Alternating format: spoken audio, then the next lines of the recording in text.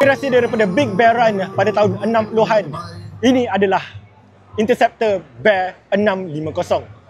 Sebuah model scrambler daripada Royal Enfield.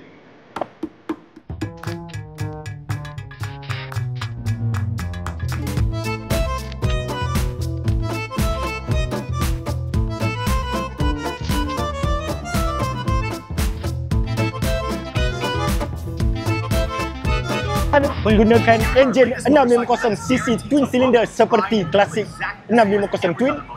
Kuasa yang dihasilkan adalah sekitar 46 horsepower dengan 56.5 Nm torque.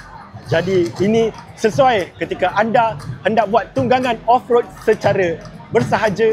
Warna yang ditawarkan ada 4, iaitu putih, hitam, hijau dan juga kuning. Yang di hadapan kita ni adalah warna putih. Untuk LCD berkeluasan 4 ke 5 inci dengan switchable ABS. Jadi anda bolehlah menjemajakan motosikal ini di pantai, lumba pantai ataupun di kelapa sawit. Harga yang ditawarkan bermula daripada RM35,700. Namun untuk on the road price boleh jadi RM38,000 Malaysia. Apa kata anda? Harga dia berbala atau tidak?